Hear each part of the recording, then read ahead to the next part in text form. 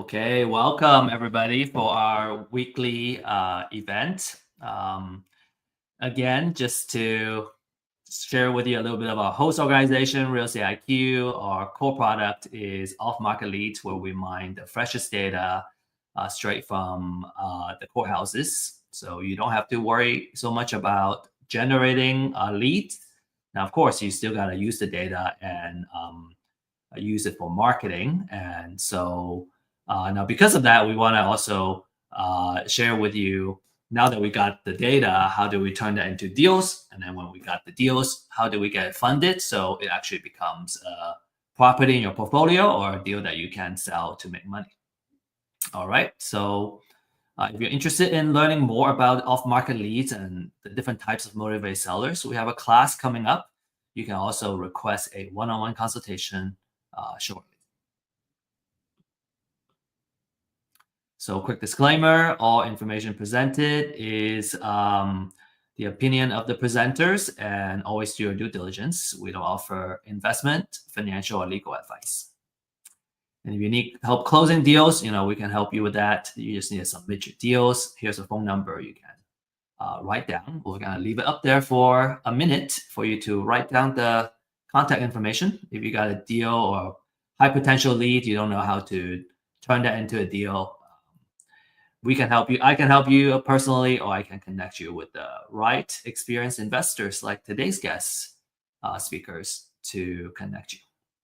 Now, without further ado, I want to introduce my good friends, Randy and Tamela, back to the last installment of our class. And we're going to actually talk about case studies. So just really talking about, okay, we talk about all kinds of concepts the past 2 weeks, but how do we apply to actual deals? And I'm sure a lot of the audience here are really curious about the actual deals, and especially when it comes to the different cases, how specifically some details of how you get the deals closed. I'm sure every single one has a lot of good stories. So Tamela and Randy, welcome.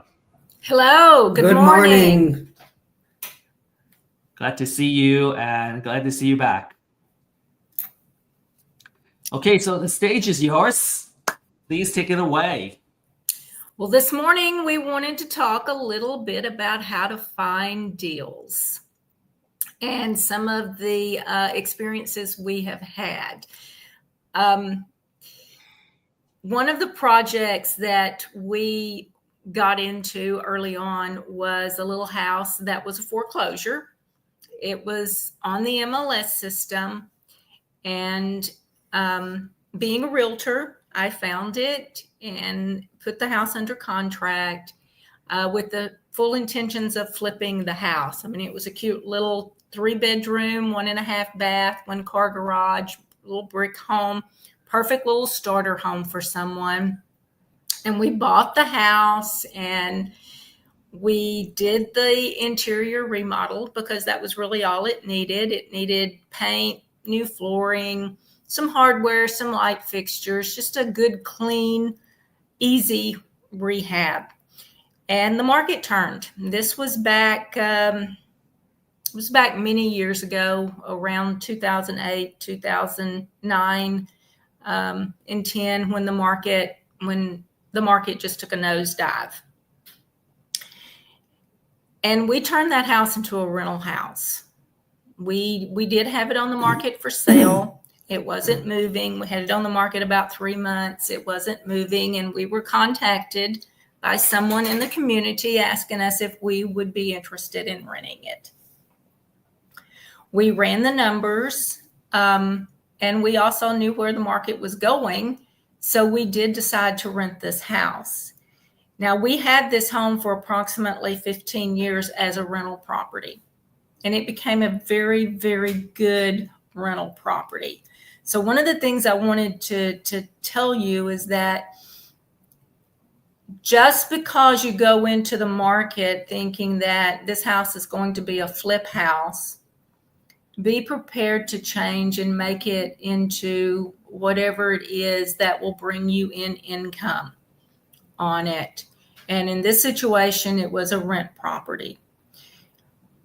We made money on this house by making it a rent property because we knew the market. We knew that this was a starter home. We had not put a lot of money into this house to rehab it. So we refinanced the house out of a hard money or equity loan into a long-term investment loan. And over the next 15 years, we created very good revenue from it and ended up selling it after holding on to it for about 15 years and still made some money off of it when we sold it because the market had improved. But that's just one example that I wanted to tell you about when you're in this, when you're doing this and you're in this market. Always be prepared to shift with whatever the market conditions are. So that's a good way of keeping your income coming in without losing money on a property. So, and if anybody wants to talk to me about that, I'd be more than happy to talk with them about that. Another situation that we ran into is we had a lady contact us about purchasing her house, and we put the house under contract. We made an offer on it and she accepted it. We put the house under contract, and little did she know that she did not even have clear title to the house. 21 months later, we closed on this property. The market had increased tremendously when we closed on this property, and we intended on taking this house, and it was currently a duplex, and we were going to change it back to a single family home and flip it. Once we closed on the house, we had an individual contact us that knew we had bought the house and wanted to buy it as is. We held that house for 3 weeks, and we actually made very, very good money on it because the market had increased, but we stayed with it. We didn't give up on the property. We stayed with it. We kept it under contract, and we closed on it. And 3 weeks later, we sold it without having to do anything to it. I think I swept the floors. I think that's all that I did before we were contacted about selling the house to this individual. So always be open to that. And here again, have an open mind with any house that you get or any property that you get.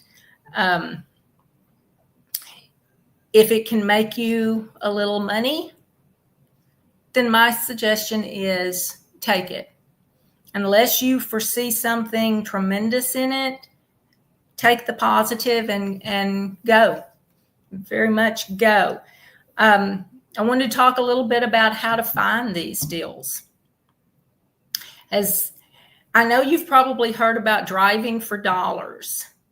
It works for me.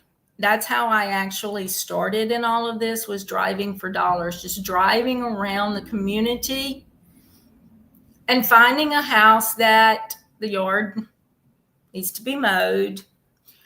It just looks unkept.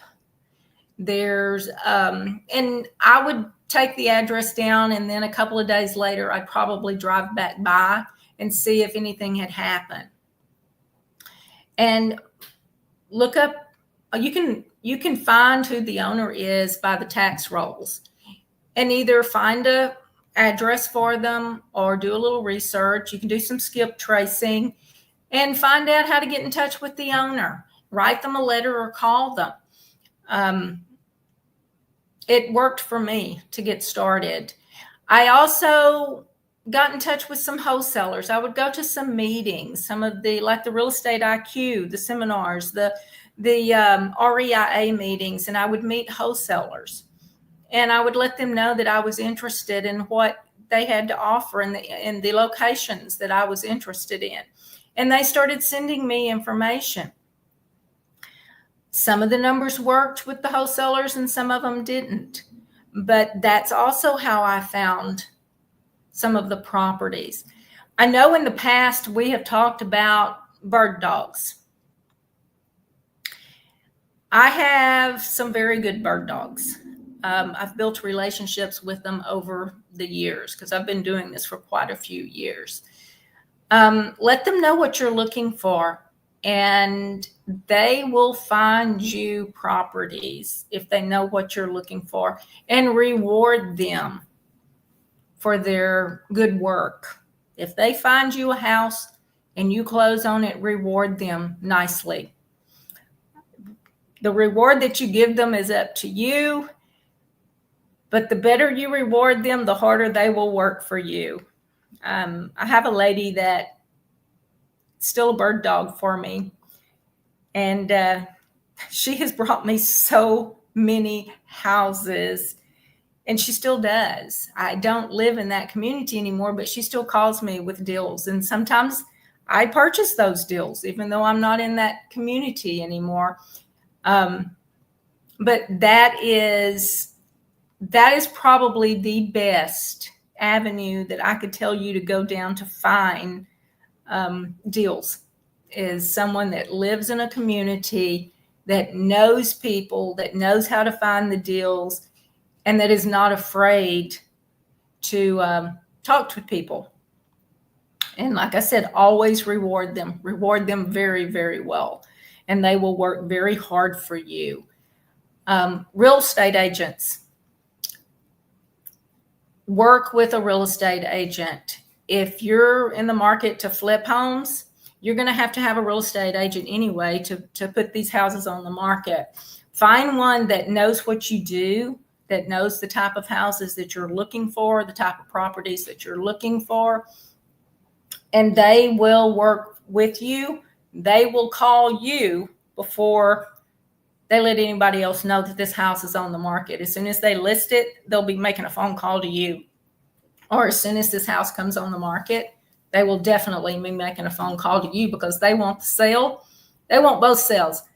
They want to sell it to you, and they want to put it on the market when you're ready to sell it, after you've done your magic with it. So definitely have a good real estate agent in hand. My husband and I go to estate sales. It's just one of the things we enjoy doing, is going to estate sales. And when we go to estate sales, I always ask the people holding the sales, what are they going to do with this house? Are they going to be selling it? Have they already sold it? Do you have any idea? You can find out a lot of information just asking those questions. And pre-foreclosures. Now, my husband likes pre-foreclosures, and he will do the research on pre-foreclosures more so than I will. I much prefer the driving for dollars and the bird dogs working with me and having a real estate agent in hand. Let your family know what you do. Let your friends know what you do. It's amazing how many after you get into this, people will let you know. Oh, well, so-and-so is going to be selling a house. I was 4th of July family gathering, couple of back, 2 weeks ago. I was talking to my cousin, and he knows what I do. And he said, oh, by the way, I think the house across the street from me is going to be for sale very soon. He knows what I do. He told me. So that's a good avenue. That's a good avenue to go down. Anytime y'all have any questions on this, please ask. I'll try to answer them the best that I can. I know one of the things that Steve wanted us to talk about today was kind of what we do, what I do when I have these houses, and I evaluate them as to what I want to do to them and whether I'm going to put them on the market, whether I'm going to have them as a rental property. What am I going to do? That's just knowing your market. And if you're starting out doing this, then I highly recommend go to open houses. If you find an area you want to work in, go to open houses, see what people have for sale. Go to model homes. If there's new homes in your area, go to model homes. See what they're listed for, see what they're doing with those homes, because these are going to be your competition. So get to know the market as much as you possibly can. Know what houses are selling for, price per square foot. Know how long they're going to be on the market. If you do not have access to this information, here again, get to know a realtor very well that can help you with this information. One of the things that people will talk about is staging. And in certain markets, I highly recommend staging. If you're in a lower end market and there's not a lot of competition, you may not necessarily want to stage, or you may want to do some virtual staging when you put the house on the market. But staging always helps the sale of a home. For example, we bought a little house a few years back, and when I say a little house, it could be considered a tiny home. I think it was a little bigger than what I would consider a tiny home, but it was less than 1,000 square feet. It's a cute little house. It was a fairly new build. It was only like 4 years old, but the person that lived there was a single guy, and his deal was not necessarily cleanliness or hominess. He just wanted a place to lay his head at night and have his friends over to party with. And he wanted to sell his house. So we bought the house. We saw the potential in it. We bought the house. And the first thing we did was start cleaning up the outside, because it had no grass, had no landscaping. It was not something that you would take a second look at when you drove by. So we cleaned up the exterior of the home. We freshened up the paint somewhat. We didn't paint the entire house, but we freshened up the trim on the house with the same color, because it was nice. It was nice colors. Then we tackled the inside, which was replacing the flooring, putting in a dishwasher, because it did not have a dishwasher. Had a space for the dishwasher in the cabinets, but had never had one put in. and we staged the house. And we put the house on the market a few days after January the 1st. And of course, that's the dead time of the year. February the 14th rolled around, and I called my agent, and I was like, do I need to lower the price on this house? And she said, no, let's wait. Let's give it a little bit longer.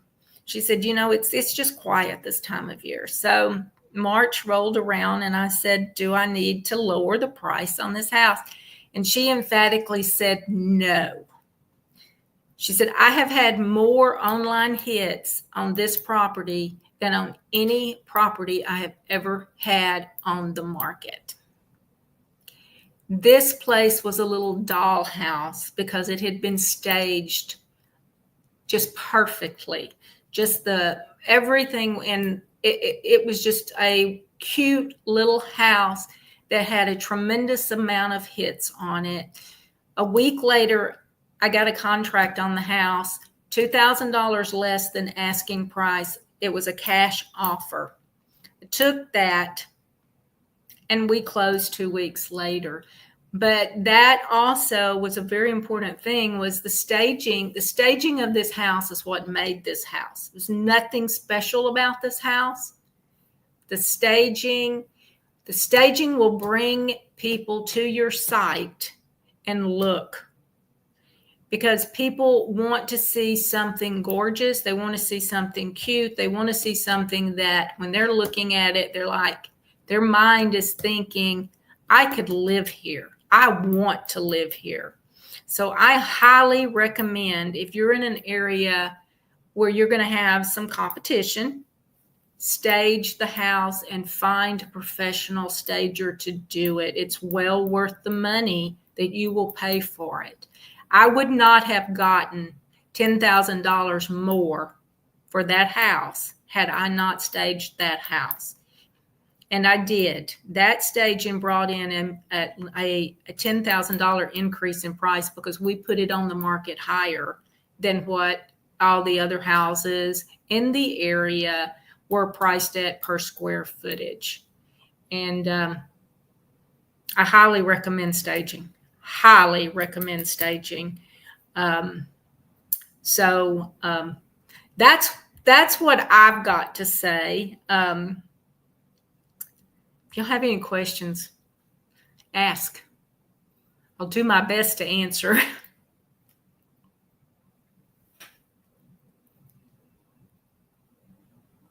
Steve? Okay, so we got a question. How do you find and hire a bird dog? Well, there's several ways. People that you can find bird dogs when you go to REIA meetings or any real estate type meeting. You can find bird dogs. I found this bird dog. There was a house next door to her that was for sale. And I bought the house, and she came over and asked me what I was doing and how I did what I did and how I found my houses. And I just told her, I said, I'm always looking for houses, and I'd love to have someone to find me houses, and you find me a house and we close on it, and I will reward you for it. And that's all it took. And she went to work. Postal service people know if there's somebody living in a house, there's somebody not living in a house. They pretty much know if somebody's going to be moving from a house.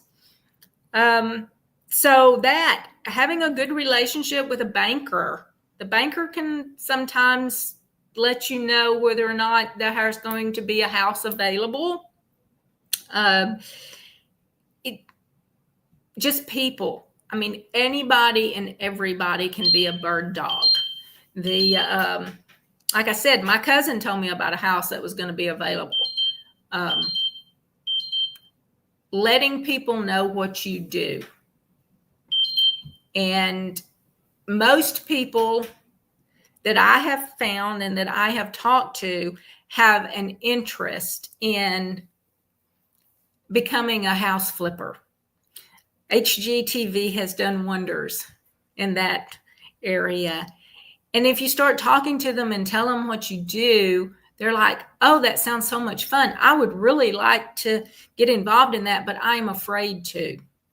Well, find me a house. Find me a house. If I close on it, I reward you for it. And you can watch what I do. You can watch how I do it and what I do. And people get involved that way. They like doing it. They want to do it. But everybody knows somebody at some point that's going to be selling a house or going to have a house for sale. The PTA meetings, just letting people know what you do, and before you know it, you'll have a bird dog. And when you find the one that is really out there looking, then you know you've got a lifetime bird dog there. Just tell them you're looking for distressed properties. In my situation, I was always just saying, I buy houses. I buy houses. You find the house, you make the introduction for me, I'll take it from there. And if it works, it works. If it doesn't, we go to the next one. And that's how I did it. But like I said, postal employees, they're delivering the mail. They're great. They're absolutely great. City workers that are in the neighborhoods, they see houses that are vacant. They're good bird dogs. I mean, anybody that has access to information to know what house is vacant or what house is about to be vacant is a potential bird dog. So speaking of that, I was suggesting some new investors that the quickest way to kind of get started is to get a deal and partner with someone experienced. So you either find the deal kind of in your neighborhood or in the people that you know, or you can do door knocking or driving for dollars to find these deals. So Tamela and Randy, what advice or training do you have for somebody that wants to get started by being a bird dog? Ask questions. First thing to do is to look and to ask questions. You never know when you're going to find the deal. You never know where it's going to be, but ask the questions. Have someone that, as a bird dog, ask questions and then make an offer. I mean, bird dogs, I always liked my bird dogs to bring the offer to me or to bring the house to me. And then I would do the research. I would run the numbers. I made the offer. Some don't mind the bird dog making the offer, but I always wanted to make the offer because I could do my research. My bird dog brought me the information, brought me the address, brought me the owner's name or the seller's name, their contact information. They had already spoke to the seller, to the person that owned the property. They had already spoken to them. So this person was expecting a phone call from me or a visit from me. And become personal. People like to buy homes or do business with people they know or that they feel like they know. Don't be afraid to go to somebody's house and discuss it with them one-on-one. There may be a connection there that you never thought the seller would actually be attracted to, meaning your dad, for instance, may have been in the service. You may not have been, but your dad may have been in the service. This particular person may have been in the service also. That's a connection. And it's like they make that connection. And once you make that connection, you have a better bond with that person. Get to know that person. This is people that are selling properties. 98% of the people that are selling properties have some type of emotional attachment to that property. Now, there's a, like I said, there's 2% or so out there that aren't. It's strictly a business deal. But most people that are selling properties have an emotional attachment to that property. If this is a property that's in high demand, there's a lot of people that are looking at it or wanting it. That emotional attachment and the emotional attachment that they connect with you on may get you the property, even if you're not offering the highest price. It's because they want to see something done with that property. Many of the properties that I bought, there was a personal connection between me and the seller of that property because they would ask me what I wanted to do with that property. And I was honest about it, that, I'm probably going to sell this property, but this is what I would like to do to it. And it's just start talking to them about what you saw in that property, the beauty of that property that you felt like you could bring out. Because a lot of people, they want the property revived. They want it to be beautiful again. And the seller, they like hearing that. I've had so many of my properties that I have redone. The sellers are, and when I say the sellers, a lot of times if it was an estate sale, of course, it would be the family, usually the children. So many times they came back after we finished. When we finished it, they wanted to be the first people that walked into that house, and they were amazed at it. But making those connections, and I will say most of the time, will help you acquire that property. They want somebody to bring it back to life and to make it beautiful again. And so don't just make a phone call and at all times about, I want to buy this property. And if you can actually meet with the sellers, I think you have a much better chance of acquiring the property, even if it's at a lower price than what others offered. So that's a good thing, but get to know your market. Walk in there with what you feel like you could sell this house for, and have a pretty good idea of what it's going to take to rehab the house so that you walk in there. Now, my saying with every seller that I meet is, if we can come to an agreement, that's great. If we can't, there's no hard feelings. We part as friends, because I'm not going to get into an argument with somebody over the price of a house. That's just not worth it. I'm also, and I tell everybody, $5,000 isn't going to make or break a deal in most cases. Now, some deals it will. If you're talking about a house under $100,000, then yeah, $5,000 could make a break or deal. But in that situation, $1,000 isn't going to make or break a deal. When you make an offer to someone, expect them to counter. So know that going in. Everybody wants the most that they can get for their properties. You're going to want the most you can get for your properties whenever you get ready to sell them. So I always tell my sellers, if I'm dealing one-on-one with the seller, is $5,000 isn't going to make or break this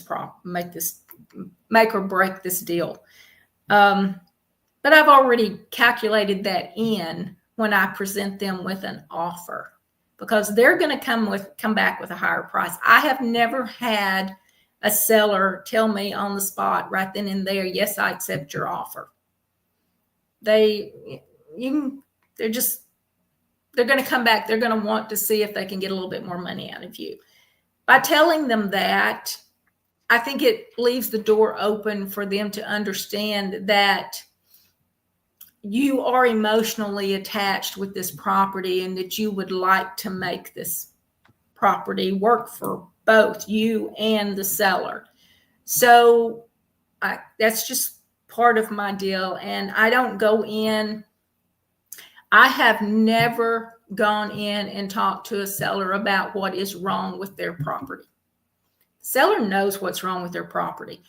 They may not admit it, but they know it. If I find some things that could be improved upon, I might say, some things about that. We could upgrade that a little, or, I'd like to upgrade this a little, or this probably needs a little updating over here. But I tell it to them in very nice words because it is their property. They are emotionally attached to their property. You go in there and start telling them everything that's wrong with the property, you're going to turn them off, in my opinion. And I say this as an investor, I get phone calls all the time from other investors that want to know if I have something that is for sale, or if I know somebody that's got something for sale, because I'm a realtor also. And I am amazed at the way that some of these investors start discussing with me a property that I may have brought to them that I'm not interested in for whatever reason, the way they start talking to me about this property. And it's just negative meets negative. So if you start out with being completely negative about the property, the seller is going to be negative towards you. And that's my opinion. Others may not feel that way, but most sellers know what is wrong with their property. They don't need you telling them again. Telling them that it needs a little updating, they're fine with that. Needs a little rehab. There's some things around here that we need to work on a little bit.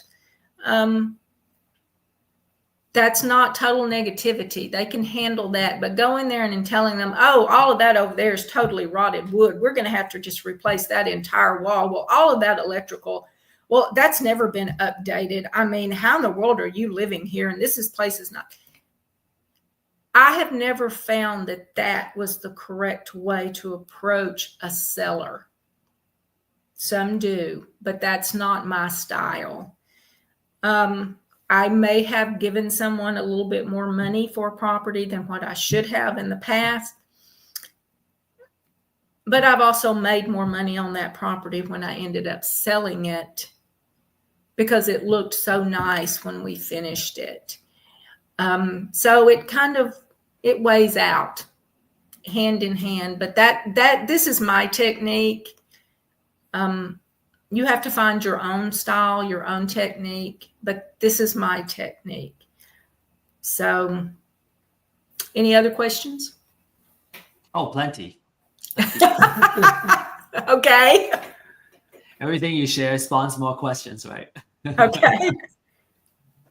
So you were saying if for someone who wants to start off being a bird dog, is to ask questions. Ask a lot of questions from the owner. Is that what it is?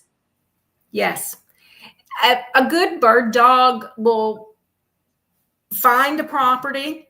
They're doing the driving for dollars instead of you, basically. Or they're talking to the postman instead of you. Or they're talking to the restaurant owner down the block there. That if you're in an area where you can have retail and residential, same, they're talking to them to find out what's going on. They're talking to the people in the neighborhood to find out what is going on. Train your bird dog. First of all, train your bird dog to ask the questions that you would like for them to ask. Not in great detail, but enough to get information that the bird dog can bring that information back to you. And then when the bird dog is talking to someone, they can also spark some interest. I mean, the best bird dog I had, she had no problem stopping people that were walking down the street. Hey, have you got a house you want to sell? I mean, that was just her. And she had that personality that she could do that. But she knew a lot of people. She was not afraid to ask people. And she always said, I got a lady that'll buy your house if you want to sell it. And surprisingly enough, she brought me a lot of houses because she understood what I did. The very first house that she was involved in, like I said, I purchased a house next door to her, and she came over there and started asking me questions. Where'd you find this house? How'd you do it? And I don't even remember where I found this house that I purchased, but I remember her. I remember Janie, and Janie was very involved in what I did and what I was looking for. And she just, the next day she had feet on the ground and she was looking, and she was always, there was not a week that went by that she did not have a house. She did not have somebody for me to go talk to about purchasing a house. And she listened to what I was looking for, and she just got it. And when you're looking for bird dogs, you'll know the people that just get it and that know what you're looking for. And you have to know what you're looking for. Every investor has a different criteria of what they're looking for. If you're new in this business, think about what you want to find, what you want to do, how much money you want to spend. Are you looking for starter homes? Are you looking for $500,000 homes? Figure out what you want to do, and then let your bird dog know that that's what you want to do, but find a bird dog that will look for that type of a house. You don't want to be training a bird dog in $500,000 houses if you're looking for starter homes, and vice versa, because it's a very different market and you're going to ask different questions on these. And some of the questions that she would ask for me when she was screening people is, once she found out if somebody wanted to sell their house, well, why do you want to sell your house? And and this was what she was very straightforward. Why do you want to sell your house? And they tell her. Well, every little bit of information that she got was more helpful whenever I got ready to make an offer. And when I say she found out everything, there was a couple of houses that she brought to me, and the reason why the people were selling their houses, because they were going to the pen. They had a certain date that they had to show up to go to the pen, and they wanted to get their house closed and the money in the bank for their family before they went to the penitentiary. There were some were moving. It's amazing at the stories that she would find out for me. But they always helped me know how to talk to the seller. And it also helped. She would find out things if they had a mortgage. Well, how much do you owe? Well, who is your mortgage with? You would be surprised at the number of people that had no idea who their mortgage was with. And these are things that it's helpful, it's good, and you be prepared to talk to the mortgage company. I'm not afraid of short sales, and we've bought several homes through short sales. We always had third-party authorization from the seller so that we could talk to the mortgage company, because if someone doesn't know who their mortgage company is, they have no idea how to talk to that mortgage company about selling their home, especially if it's going to be a short sale. So the more knowledge that you know, and the more knowledge that the bird dog can find out for you, you're in a better position. And you also, just talking to the seller in a sense puts them more at ease, because you're more professional. And this is something that you learn. You're not going to walk out the door today and find a bird dog and know every question that you want that bird dog to find out for you. This is something that you learn through experience. And probably, start being a bird dog first. So you go through the training and then you can train others. Yes. I want to switch gear a little bit. We got a couple more questions on, finding deals and how to make offer and all that. But we're going to come back to these questions. Let's talk about the funding side. Maybe it's both you and Randy. There are two ways to participate in deals, kind of partnering up or to make money, which is by bringing the deal or by bringing the capital as a private lender. So can you both maybe share a little bit of your perspective of kind of what that looks like? And I guess it's both. One is just pure passive, and then the other one is tagging along and learning along the way by participating in the deal also. Yes. And Randy and I have done both things. We've financed, Randy has financed the deals for us, and we've done 100% of the deals. In other situations, we've had partners that came in and brought the money. They were money partners. And do both. I mean, we found people to partner with us several different ways. One of the ways is like, in a sense, working with Steve. We would go to meetings and we would talk with people there. We know people. I mean, family and friends are great avenues to finance deals and or to become partners in deals. I partner, some of the people that I have partnered with or that I've borrowed money from have been old partners in the past. I have a very good friend, and we've partnered on deals, and she has financed some deals for me. We started out as a partnership, and she realized early on it was way too stressful for her. She could not partner a deal. I mean, if there was problems that arose in this house, she just couldn't deal with them. I mean, it was really stressing her out. But what she did find out is that she loved the lending side of it. She didn't like being a partner, but she loved lending the money. So we went from being partners to her being the lender on the deal. So there's different ways that you can do things. There's private money, which Randy's very good at finding private money. There's institutional money, which Randy's very good at finding institutional money. And then there's, like I said, there's partnerships in this. Every avenue is a different set of rules. But when you work with someone like Randy and he knows these rules, then if you're doing the flips, if that's your side of the ball game, find someone like Randy that can find the money for you or the partnership for you. I do not worry about the money. I find properties that I want to put under contract and I want to flip or that I want to rent. And I go home and I say, Sweet Pea, and that's what I call him, my Sweet Pea. Sweet Pea, found a house today. I need some money for it. We're closing on such and such date.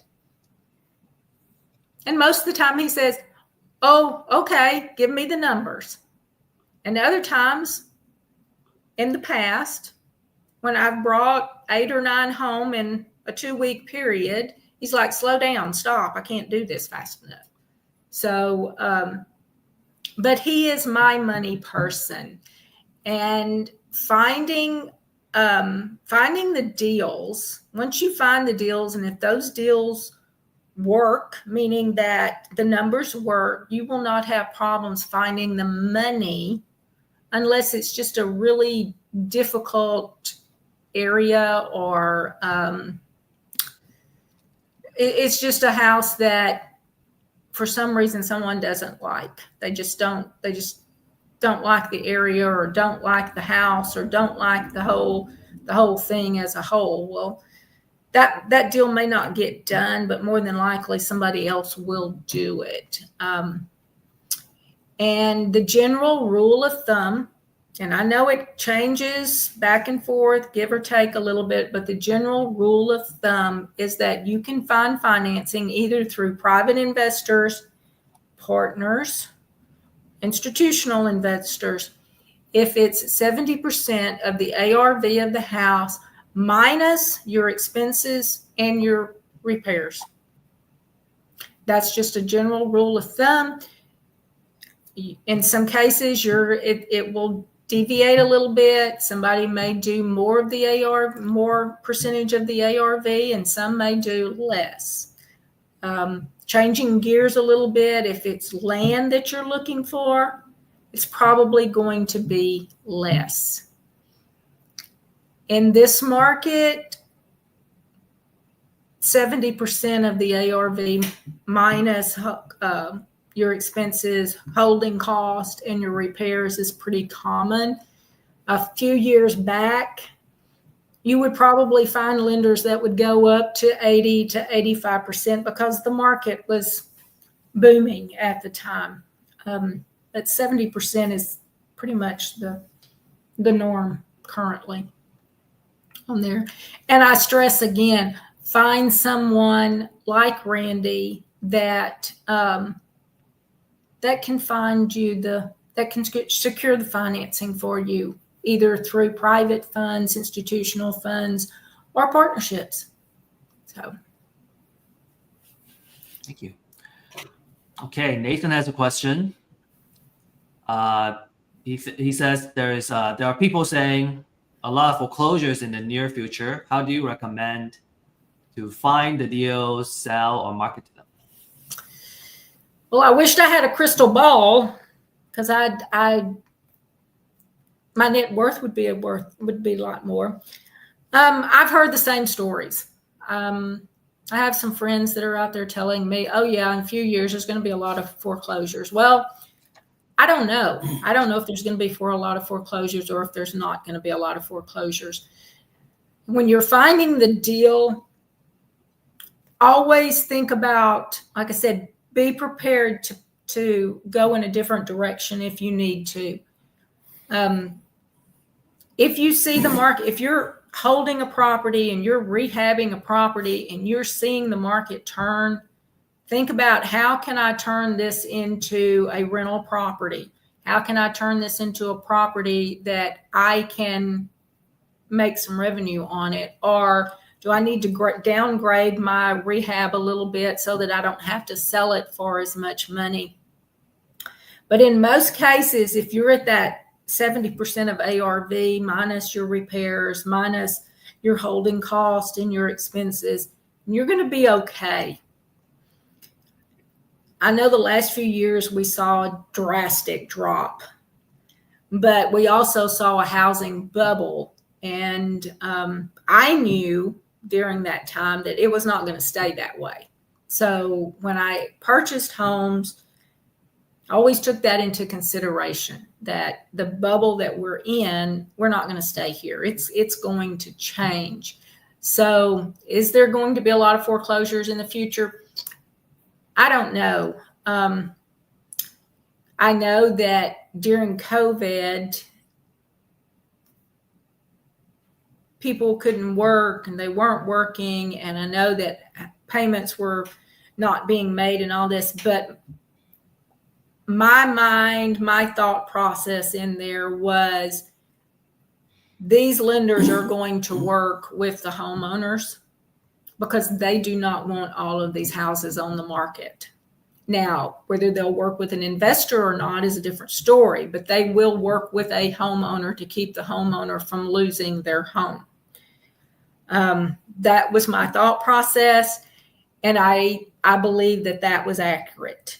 And that's just reading everything, just keeping my mind open to any information that I can find, and just having a little bit of common sense. When I say common sense, it's like what we went through when they had the market that just took a nosedive in 2008 until 2011 and 2012. Nobody wants to see that happen again. And so that was my thought process, is that they will work with homeowners. So in a situation where you see the market downturning, figure out how you can make a win-win situation out of this. And when I say a win-win, a lot of times that could be, how do I hold on to this house and just keep it until the market turns again to an upcycle? So if it's renting it just enough to make the payments and the insurance and the taxes for the next year or two, maybe you should look at that. If it's because values of a house, if you look over history, they're going to steadily go up. They may dip a little, but a house is an asset. And if you hold on to it, it will increase in value and it will provide you with some money. If you rent it, it's going to provide you with some income in most cases. May not be that much in the beginning, but in the end, you're probably going to be making some fairly good monthly rent off of it. And then when you do sell it, the increase in value will have gone up also. So I can't predict the future. I wished I could, but I can't. And in the industry that I am in and what I do, I cannot be fearful of what's going to happen in next year or the year after that. I have to be prepared, but I cannot be fearful of it, because if I am, I would never do it. I would never make an offer on a house. I will never try to move forward with what I am doing. And I'm not afraid to do that, but that's just my personality. Also, I think I've mentioned before, and I'll say it again, I look at this as like jumping hurdles. You're going to jump, you just go, just do it. I mean, do your research, be very confident in what you're doing, and jump the hurdle. You may knock it down, but someone will come back along and pick it up. You may fall, but get up and keep going, because there's going to be a lot of hurdles that you are going to jump and you are going to clear, and you're going to feel very, very good. But don't let the necessary, what you consider not the best, to get you down. Keep going, because you will succeed, and you will learn with every property you purchase, flip, rent. You will learn something. I still do to this day, and I've been doing this for a long time. And Tamela, thank you for the advice. I want to add on to that is, I think a lot of times we, especially when we're just starting out, we may want to time the market. But when you're timing the market and sitting on the sideline, it's very hard to kind of decide when to jump in. When do I jump in? When is the right time? There's always the yaysayers and the naysayers saying optimistic things or pessimistic things. You nail in the head when you said, just do it. You got to take action. And another thing I want to add is just like being consistent in the effort. I think a lot of folks tend to lose steam, say after a couple of weeks, couple of months, right? A month, they go, well, I thought I got a deal by now, but I'm still looking. Well, you're building that muscle, right? The most important thing is having that consistency and the habit to do some activity and keep learning. As long as you're progressing and advancing forward, you are learning and you're building that muscle all the way to getting the deal and, all the way exiting. Not everybody is going to get a deal within like the first couple of weeks. Like that's like some really people, but you just got to continue to do it. I think the perseverance beats out anybody. And I've been doing this for many, many years. If I didn't want to look for properties, I wouldn't have to, because I have enough people to bring me properties to look at. But I still look for properties myself every single day. It's just a routine that I have. Every single day I look for a property. That may be driving for dollars, maybe looking on MLS. But I look for something every single day to try to find something.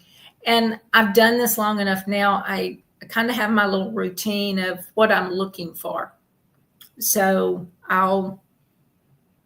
that's just what I do. It's I enjoy it. So it's enjoyment to me. It's not work to me. It's enjoyment looking for properties and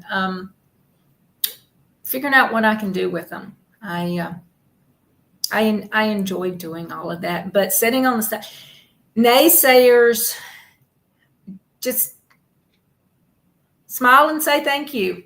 I appreciate your advice and let it go one ear and out the other. It's my saying, because there's a reason why they're a naysayer. They don't do this. They haven't done this.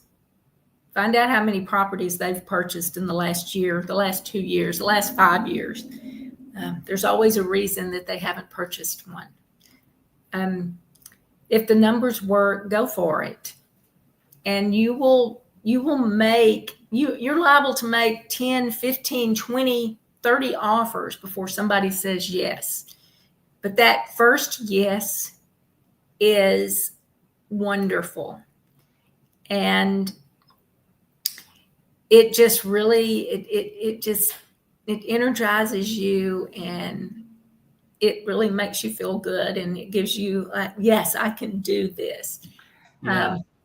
And once you do that, you won't stop. You won't stop.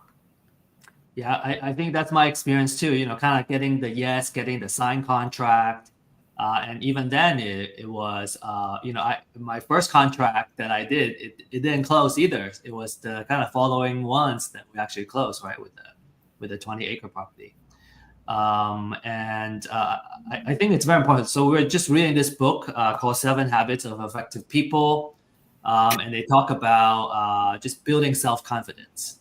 So I think it's about just like setting a goal of doing certain things every day, and just keep going at it. And just by doing that, you're already ahead of 90% of the folks out there that they don't have the perseverance. They can't last. So you want to continue to just kind of keep doing that, staying in the business, and obviously ask questions. When you say you made some progress, you need to know who else to call. So Tamela, I think it's the best time to kind of to offer this now is that if you guys want to connect with Tamela and Randy, go ahead and type in on the chat